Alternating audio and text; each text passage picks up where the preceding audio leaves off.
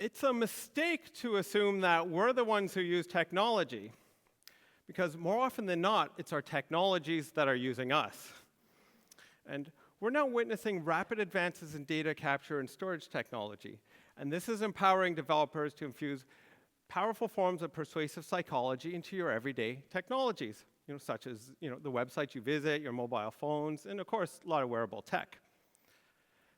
The thing that keeps software developers up at night is not worrying about how to get you pushing the buttons in their software.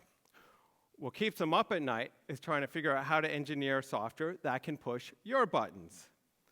Those parts of your psyche that shape your beliefs, your attitudes, and ultimately, your behavior. My doctorate started getting interesting when I started a research project to reverse engineer the secret psychological sauce that's driving behavior change technologies. And after 2 years, I discovered that online technologies were roughly twice as effective as traditional campaigning approaches. So it's, your average government program will get people changing their health behaviors maybe about 5% of the time, whereas the digital technologies will roughly double at about 10% average impact. But one of my most important discoveries was a special collection of behavior change techniques that were only available within the context of a feedback loop. For instance, you cannot reinforce good behavior with rewards unless you already know if someone has done the right thing or not. You cannot use tailored messaging techniques unless you know what someone already likes. And you can never engage anyone at the opportune moment unless you know if they're in the right mindset or not. And these are just a few of the many techniques that are they're all off the table unless developers have access to user feedback. But the problem is that today's data capture technology is extremely limited. So this has created a feedback barrier, dividing the less persuasive feedback-poor technologies from the more persuasive feedback-rich. So let's look at one technology that has gracefully crossed this feedback barrier. The Fitbit, it's a popular sports technology and encourages its users to be more physically active. Now, the power of this device to motivate is only partially dependent on its hardware, which primarily counts the number of steps you take. After all, reams of data, they're just not that motivating.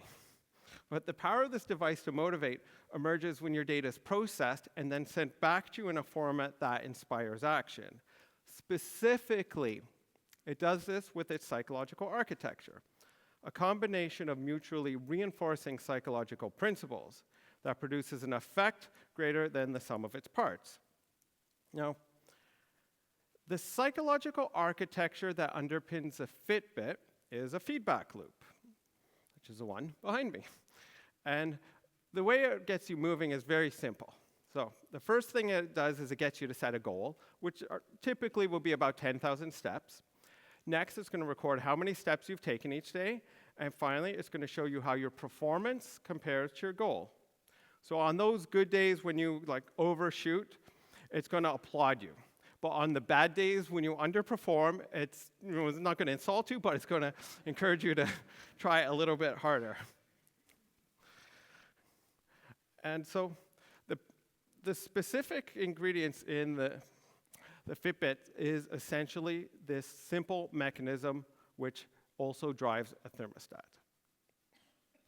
Now, one of the oddest things that I discovered during this study was that occasionally behavior change technologies backfire.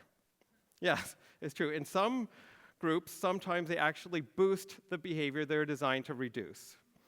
Yeah, and specifically, I started noticing that a few alcohol reduction screeners were causing small segments to drink a bit more.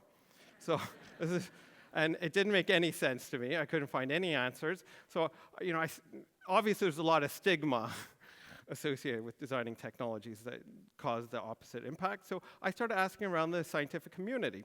And this is the best answer that I discovered.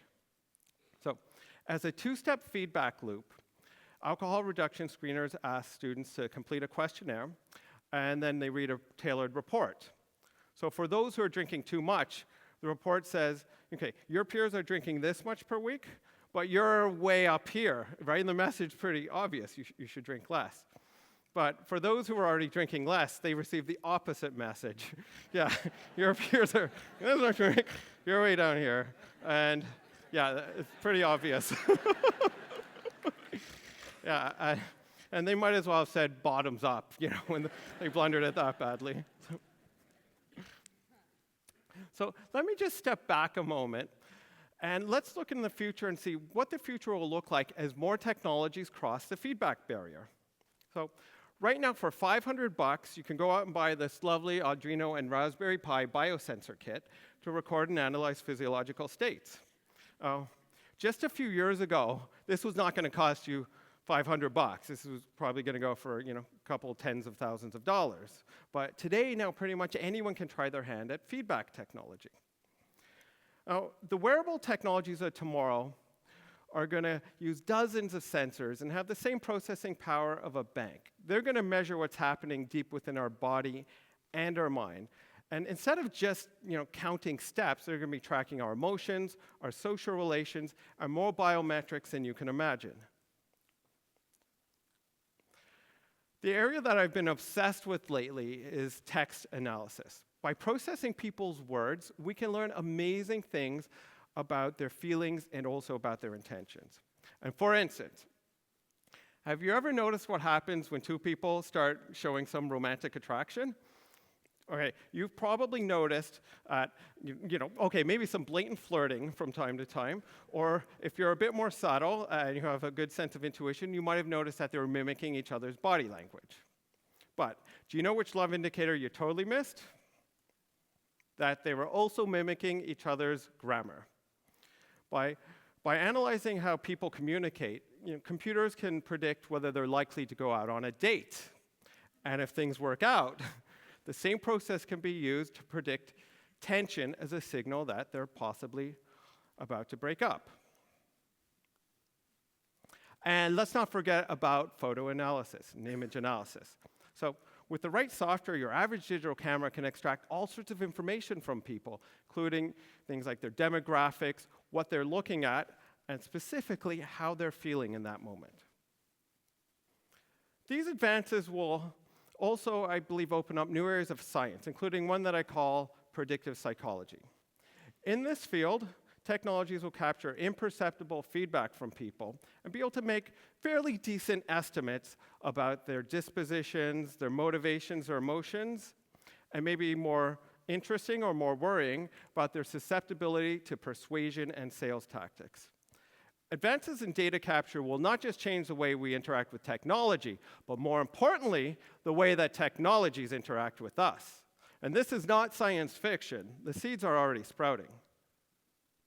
So let's step back a moment. And let's just consider what the world will look like as more technologies start crossing the feedback barrier.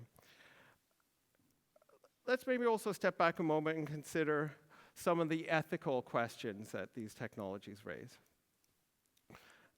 I believe that the distinction between using these technologies for motivation versus manipulation lay in the outcomes. Every tactic that I've ever used to promote a sustainable world is also used to encourage environmental harm, to propagate bigotry, and to sell people junk that they do not need. So imagine a force for good like the Red Cross and Red Crescent societies.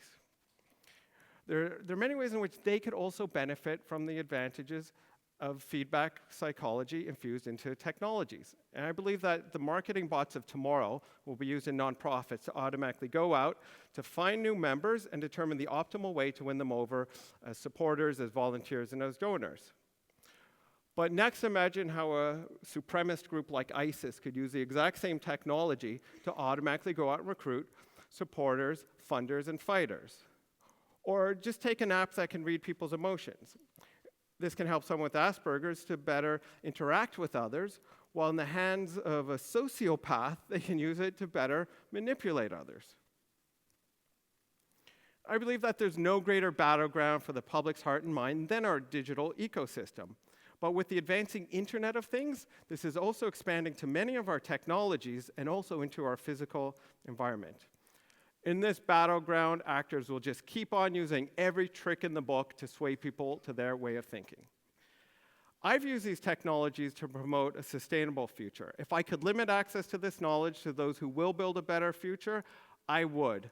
However, the cat's out of the bag, and so the best I could do is encourage those who have the passion for this, who want to use technologies to build a more sustainable future, to go out there and do it. And this means encouraging more scientists, engineers, and entrepreneurs to use digital psychology in a way that benefits humanity. I'd like to end by sharing a proverb with you. Every morning in Africa, a gazelle wakes up. It knows that it must outrun the fastest lion or it will be killed. Every morning in Africa, a lion wakes up. It knows it must run faster than the slowest gazelle or it will starve. And it doesn't matter whether you're a lion or a gazelle. When the sun comes up, you'd better be running. So for those of you who are using technology to build a sustainable future and an equitable future, my word to you is it's time to wake up and it's time to start running. Thank you.